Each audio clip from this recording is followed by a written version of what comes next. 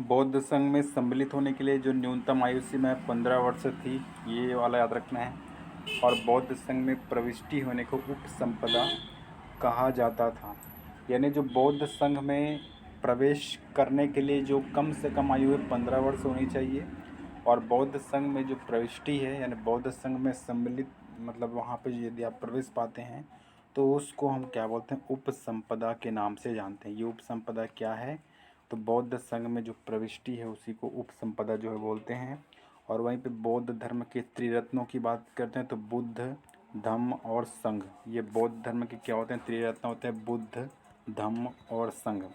इसके बाद याद रखना यहाँ पे 4 बौद्ध सभाएं भी हुई हैं, जिनमें प्रथम बौद्ध संगीति, द्वितीय बौद्ध संगीति, तृतीय बौद्ध संगीति, चतुर्थ बौद्ध संगीति, ऐसे करके याद रखना है आपको।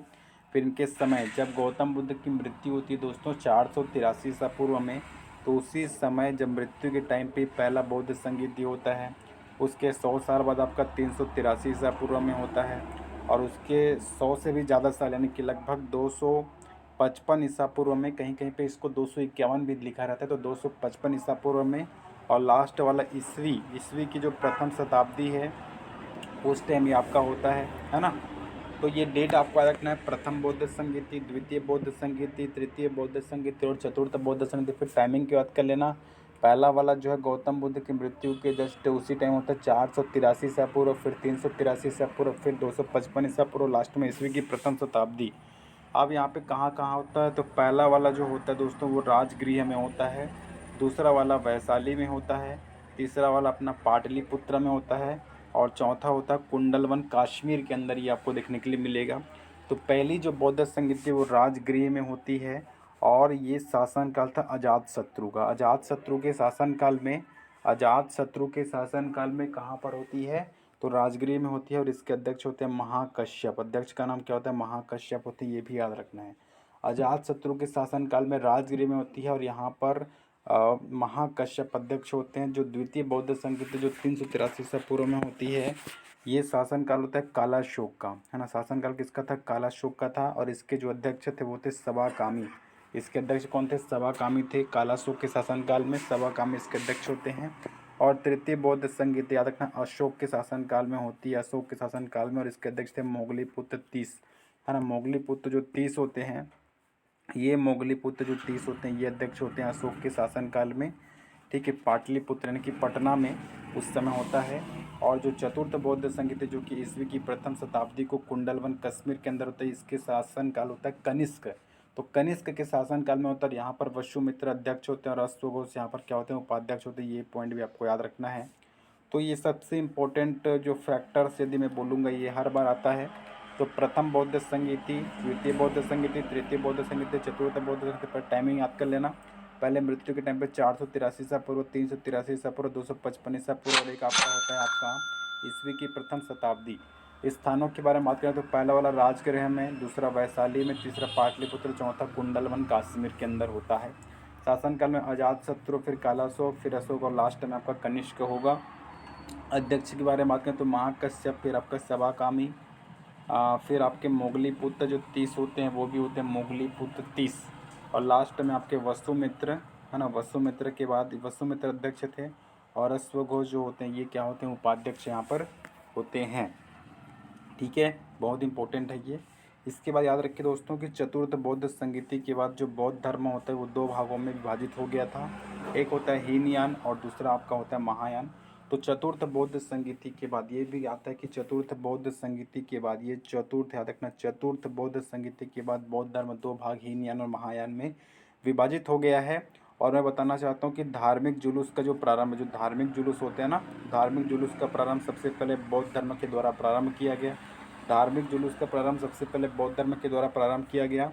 और बौद्धों का सबसे पवित्र त्यौहार होता है वैशाख पूर्णिमा, है ना। बौद्धों का सबसे पवित्र त्यौहार कौन सा होता है, वैशाख पूर्णिमा होता है, जिसे बुद्ध पूर्णिमा के नाम से भी जानते हैं। आजकल हम वैशाख पूर्णिमा को क्या बोलते हैं, बुद्ध पूर्णिमा के नाम से भी जानते हैं।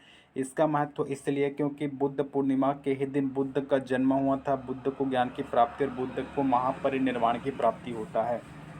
तो बौद्धों का जो सबसे पवित्र त्यौहार है वो वैशाख पूर्णिमा होता है, जिसे बुद्ध पूर्णिमा के नाम से भी जानते हैं। क्योंकि इसका महत्व इसीलिए है क्योंकि बुद्ध पूर्णिमा के ही दिन गौतम बुद्ध का जन्म होता है, गौतम बुद्ध को ज्ञान की प्राप्ति होती है, गौतम बुद्ध को महापरिनिर्वाण की प्राप्ति बुद्ध पूर्णिमा के दिन ही होती है, यानी कि बैसाख शुक्ल पूर्णिमा, फिर बैसाख पूर्णिमा बोल सकते हैं, जिसको बुद्ध पूर्णिमा के नाम से जानते हैं। इसके बाद बुद्ध ने सांसारिक दुखों के संबंध में 4 आर्य सत्य का उपदेश दिया है। बुद्ध ने सांसारिक दुखों के संबंध में 4 आर्य सत्य दिए हैं। पहला होता है दुख, दूसरा होता है दुख समुदाय, तीसरा दुख निरोध और चौथा दुख निरोध गामिनी प्रतिपदा। पहला होता है दुख, दूसरा होता है दुख का समुदाय, तीसरा होता है दुख निरोध और चौथा होता है दुख निरोध गामिनी प्रतिपदा। ये सांसारिक दुख होते हैं, है ना। सांसारिक दुखों के संबंध में 4 आर्य सत्य दिए हैं। पहला होता है दुख, दूसरा होता है दुख समुदाय, तीसरा होता है दुख निरोध और चौथा होता है दुख निरोध गामिनी प्रतिपदा। इसके बाद इन सांसारिक दुखों से यदि आपको मुक्ति होना है ना, इन सांसारिक दुखों से मुक्त होना है तो बुद्ध ने अष्टांगिक मार्ग की जो बात है वो कही है। ये जो सांसारिक दुख हैं, है ना, सांसारिक दुखों के लिए बुद्ध ने 4 आर्य सत्य को उपदेश दिया, जिनमें दुख समुदाय, दुख निरोध और दुख निरोध गामिनी प्रतिपदा। और इन सांसारिक दुखों से मुक्ति के लिए बुद्ध ने अष्टांगिक मार्ग की बात चाहिए। ये 8 मार्ग होते हैं, जिनमें पहला होता है दोस्तों सम्यक दृष्टि। देखो सम्यक तो सभी में लिखा है ना, सम्यक दृष्टि। फिर आपको देखने के लिए मिलेगा सम्यक वाणी, फिर आपको मिलेगा सम्यक दृष्टि, सम्यक वाणी। फिर होता है सम्यक स्मृति होता है ना, सम्यक आजीव, सम्यक व्यायाम, है ना। और सम्यक क्या होता है इस समाधि, सम्यक समाधि, सम्यक कर्मांत, कर्म करना पड़ेगा आपको, है ना, सम्यक कर्मांत। और एक होता है सम्यक संकल्प। ठीक है, तो ये सांसारिक दुखों से मुक्त पाना है तो आपको ये 4 अष्टांगिक मार्गों का पालन करना पड़ेगा, जिनमें सम्यक दृष्टि, सम्यक वाणी, सम्यक स्मृति, सम्यक समाधि, सम्यक आजीव, सम्यक व्यायाम, सम्यक कर्मांत और एक होता है सम्यक संकल्प। और यहाँ पे लिखा है बुद्ध के अनुसार अष्टांगिक मार्गों के पालन करने के उपरांत मनुष्य की जो भव तृष्णा होती है ये नष्ट हो जाती है और उसे निर्वाण की प्राप्ति हो जाती है। बुद्ध के अनुसार अष्टांगिक मार्गों के पालन करने से, है ना, अष्टांगिक मार्गों के पालन करने से मनुष्य की जो भव तृष्णा है वो नष्ट हो जाती है और उससे निर्वाण की प्राप्ति हो जाती है। अब एक चीज़ मैं आपको और बताना चाहता हूँ भाई कि बौद्ध धर्म का आखिर लक्ष्य क्या है ना, बौद्ध धर्म का जो परम लक्ष्य है वो क्या है। तो बौद्ध धर्म का परम लक्ष्य होता है निर्वाण की प्राप्ति, है ना। बौद्ध धर्म का जो परम लक्ष्य क्या होता है, निर्वाण की प्राप्ति होता है। और निर्वाण का अर्थ होता है दीपक का बुझ जाना, अर्थात जीवन मरण चक्र से मुक्त हो जाना। तो बौद्ध धर्म का जो परम लक्ष्य क्या होता है, निर्वाण, है ना। निर्वाण जो होता है ये बौद्ध धर्म का परम लक्ष्य है। और निर्वाण का अर्थ क्या होता है, दीपक का बुझ जाना अर्थात जीवन मरण चक्र से मुक्त हो जाना, ये निर्वाण का अर्थ होता है। बौद्ध धर्म का परम लक्ष्य निर्वाण है। निर्वाण का अर्थ होता है दीपक का बुझ जाना अर्थात जीवन मरण के चक्र से मुक्त हो जाना। और बुद्ध ने निर्वाण प्राप्ति को सरल बनाने के लिए 10 शीलों पर बल दिया। कितने शील मेरे भाई, 10 शील पर इन्होंने बल दिया हुआ है। ठीक है, निर्वाण प्राप्ति को सरल बनाना है तो निर्वाण प्राप्ति को सरल बनाने के लिए गौतम बुद्ध ने 10 शीलों पर बल दिया है, जिनमें पहला होता है अहिंसा, किसी को मारिए नहीं। दूसरा होता है सत्य, तीसरा होता है अस्तेय, अस्तेय का मतलब होता है चोरी ना करना। पहला तो अहिंसा, दूसरा होता है सत्य, तीसरा होता है अस्तेय, अस्तेय का मतलब होता है चोरी ना करना। और चौथा होता है अपरिग्रह, अपरिग्रह का मतलब होता है किसी प्रकार की संपत्ति ना रखना। अस्तेय यानी कि चोरी न करना और अपरिग्रह का मतलब होता है किसी प्रकार की संपत्ति ना रखना, किसी प्रकार की संपत्ति नहीं रखते, वही होता है अपरिग्रह।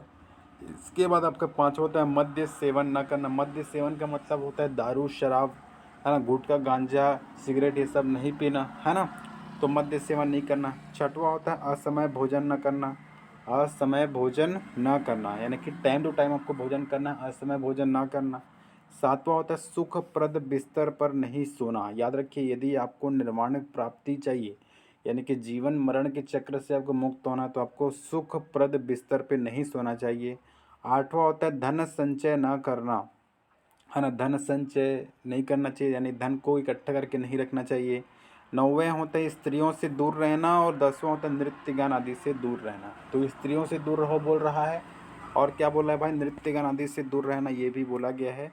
तो गृहस्थों के लिए, क्योंकि आपको मालूम है कि जो बौद्ध धर्म के जो अनुयायी हैं वो 2 पार्ट में होते हैं। पहले तो कुछ भिक्षुक होते हैं और कुछ उपासक होते हैं। भिक्षुक यानी कि जो संन्यास ग्रहण कर लिए हैं तो उनके लिए तो सिंपल है, आप स्त्रियों से दूर रहेंगे ही। नृत्य गान से दूर रहेंगे ही, धन का संचय क्यों करेंगे भाई, सुख पर बिस्तर में क्यों सोएंगे यार, असमय भोजन क्यों करेंगे। लेकिन जो उपासक है, जो गृहस्थ जीवन व्यतीत करते हुए भी बौद्ध धर्म को मानते हैं, उनका अनुपालन करते, उनको हम उपासक बोलें, तो वो तो ये तो नहीं कर सकते, स्त्रियों से दूर नहीं रह सकते, है ना। वो धन संचय उनको करना ही पड़ेगा, सुख पर बिस्तर उनको सोना ही पड़ेगा, समय भोजन को करना ही पड़ेगा, मध्य को करना ही पड़ेगा। तो गृहस्थों के लिए, जो गृहस्थ होते हैं उनके लिए केवल प्रथम 5 सील, जो गृहस्थ हैं उनके लिए जो पहले के जो 5 सील हैं, जैसे कि अहिंसा हो गया, सत्य हो गया, अस्त्य चोरी न करना, परिग्रह यानी किसी की संपत्ति न करना, मद्य सेवन न करना, ये गृहस्थों के लिए केवल प्रथम 5 सील है। जबकि भिक्षुओं के लिए 10 सील को मानना अनिवार्य। क्यों मानते हैं? क्योंकि अपने को निर्वाण की प्राप्ति चाहिए। ठीक है दोस्तों, अगला याद रखना कि बुद्ध ने मध्यम मार्ग यानी कि मध्यम प्रतिपदा का उपदेश दिया। सबसे इंपॉर्टेंट है, बुद्ध ने किसका उपदेश दिया है? बुद्ध ने मध्यम मार्ग यानी कि मध्यम प्रतिपदा का उपदेश जो है दिया हुआ है।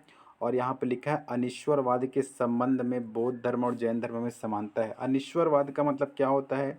तो एक चीज़ मैं बताना चाहता हूँ, अनिश्वरवाद का मतलब होता है ईश्वर को ये लोग मानते हैं क्या भाई? ईश्वर को ये लोग नहीं मानते हैं, ईश्वर को ये लोग बिल्कुल भी नहीं मानते हैं। यानी कि अनिश्वरवाद के संबंध में बौद्ध धर्म और जैन धर्म में समानता है कि दोनों के दोनों ईश्वर को नहीं मानते हैं। इसके बाद कुछ पॉइंट यहाँ पे और बचे, जैसे कि मैं एक चीज़ बताना चाहूँगा। देखिए, जातक कथाएं प्रदर्शित करती हैं कि बोधिसत्व का अवतार मनुष्य रूप में भी हो सकता है और पशु रूप में भी हो सकता है। ये जातक कथाओं के बारे में थोड़ा सा याद रखिए। जातक कथाएं क्या प्रदर्शित करती हैं भाई? जातक कथाएं प्रदर्शित करती हैं कि बोधिसत्व का जो अवतार है वो मनुष्य के रूप में भी हो सकता है तथा पशुओं के रूप में भी हो सकता है। ये बोधिसत्व का जो अवतार है ना, बोधिसत्व का जो अवतार है ना, ये मनुष्य के रूप में भी हो सकता है और पशुओं के रूप में भी हो सकता है। ये जातक कथाएं प्रदर्शित करती हैं। ठीक है, अगली जो चीज़ मैं आपको यहाँ पे बताना चाहता हूँ, जो सबसे महत्वपूर्ण मुझे लगती है वो ये है कि भारत में उपासना की जाने वाली जो प्रथम मूर्ति है ना, प्रथम जो मूर्ति है वो संभवतः बुद्ध की थी। भारत में उपासना की जाने वाली, ध्यान दीजिएगा, भारत में उपासना की जाने वाली जो प्रथम मूर्ति है, तो भारत में उपासना की जाने वाली जो प्रथम मूर्ति है वो संभवतः किसकी थी भाई? बुद्ध की ही थी।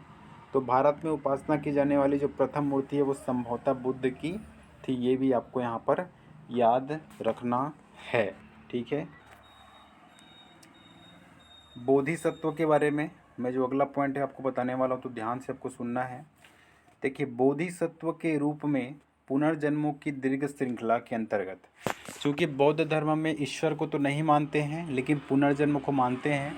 ठीक है, तो याद रखिए, बोधिसत्व के रूप में पुनर्जन्मों की दीर्घ श्रृंखला के अंतर्गत बुद्ध ने शाक्य मुनि के रूप में अपना अंतिम जन्म में प्राप्त किया है। बोधिसत्व के रूप में पुनर्जन्मों की दीर्घ श्रृंखला के अंतर्गत बुद्ध ने किसके रूप में दोस्तों? बुद्ध ने शाक्य मुनि के रूप में अपना अंतिम जन्म प्राप्त किया है। और इसके उपरांत मैत्रेय और अन्य अनाम बुद्ध अभी अवतरित होने शेष हैं। यानी ये बोलता है कि बोधिसत्व के रूप में बुद्धों की एक पुनर्जन्मों की दीर्घ श्रृंखला है, जिसके अंतर्गत बुद्ध ने अभी लेटेस्ट है ना शाक्य मुनि, हाँ लेटेस्ट में शाक्य मुनि के रूप में अपना अंतिम जन्म जो है प्राप्त किया है। और इसके उपरांत जो है मैत्रेय और अन्य अनाम बुद्ध अभी अवतरित होने शेष हैं। अगला इसमें है कि सर्वाधिक जो बुद्ध मूर्तियों का जो निर्माण है, बुद्ध मूर्तियों का जो निर्माण है, सर्वाधिक बुद्ध मूर्तियों का निर्माण गंधार शैली के अंतर्गत यहाँ पर किया गया है। सर्वाधिक बुद्ध मूर्तियों का निर्माण किस शैली में किया गया? तो गंधार शैली में किया गया है। लेकिन बुद्ध की जो प्रथम मूर्ति है ना, ये मथुरा कला के अंतर्गत बनी थी।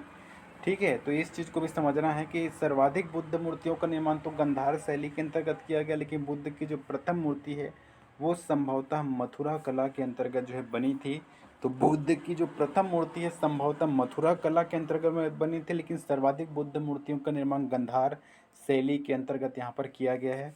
और लास्ट पॉइंट है जो तिब्बत है, भूटान एवं पड़ोसी देशों में बौद्ध धर्म का प्रचार पद्म संभव गुरु रिनपांच ने किया है ना। जैसे कि तिब्बत हो गया, तिब्बत में भी बौद्ध धर्म को मानते हैं।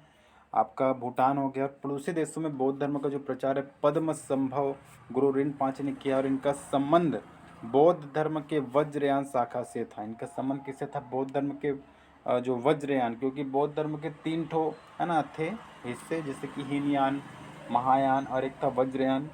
तो इनका संबंध बौद्ध धर्म के वज्रयान से था। और इनकी 130 फीट ऊंची जो मूर्ति हिमाचल प्रदेश रेवालसर झील में है।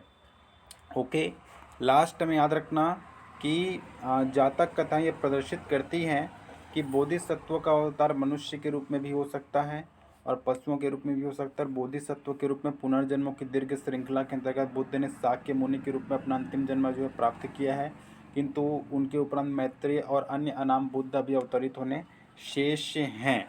और सर्वाधिक बुद्ध मूर्तियों का निर्माण गंधार शैली में, जबकि बुद्ध की प्रथम मूर्ति संभवतः मथुरा कला के अंतर्गत बनी थी। और भारत की बात करें तो भारत में उपासना की जाने वाली जो प्रथम मूर्ति है वो संभवतः बुद्ध की थी। धन्यवाद।